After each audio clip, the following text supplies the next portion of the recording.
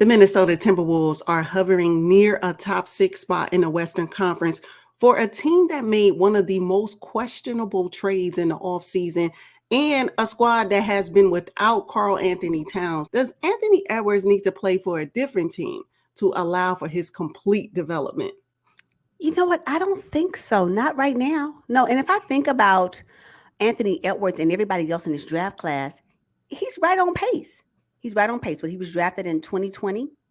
And I think there's two other notable players in his draft class as we speak at this point. Desmond Bane, I think he was drafted at number 30. And then we got Tyrese Halliburton, who was originally drafted at 12, drafted by the Kings. And then he recently moved to the Indiana Pacers. So I say that if you think about where he is in this draft class, where everybody else is in their, especially top 10, maybe top 20 in the draft, where they are with their teams, I think he's right on pace with that. So I don't think he needs to change. I just think that we're talking about year 3 into his playing time with the league. And I think it does take some time for development. So no, I don't think based off of just that reason for me, I don't think he needs to move to another team right now.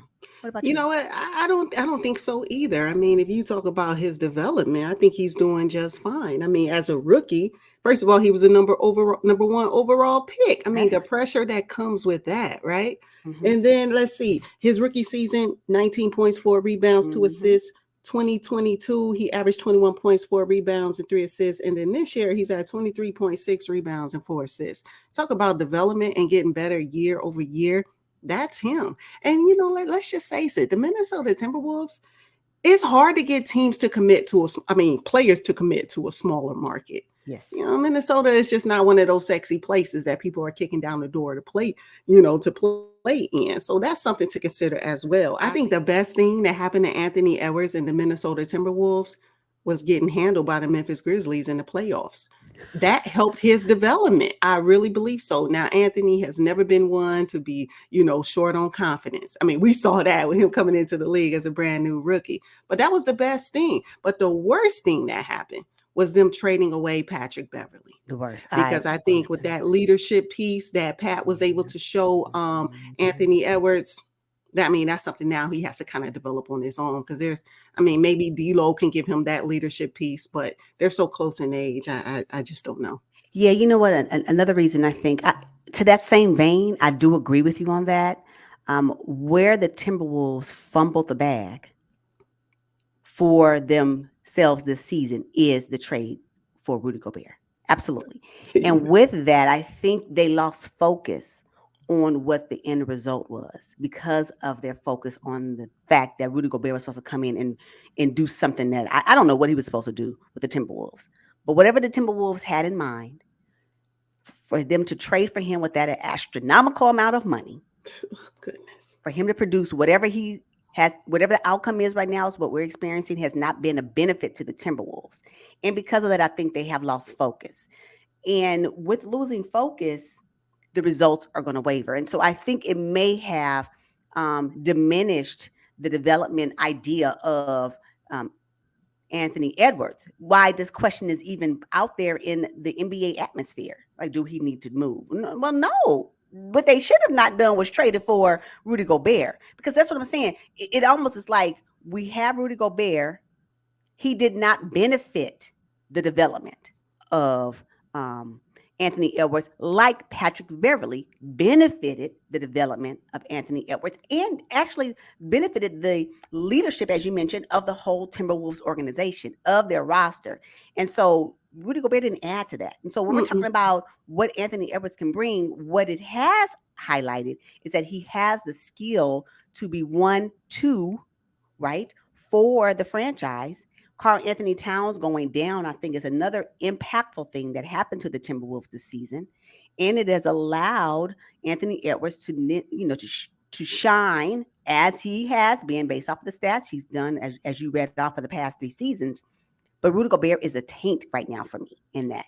And it just doesn't give the overall appearance that the Timberwolves are ready for the next level when I think that Anthony Edwards is. Does that make sense? So it gives people the appearance that maybe they're not developing him. Well, they are. He is being developed in the same pace as everybody else that in this draft class.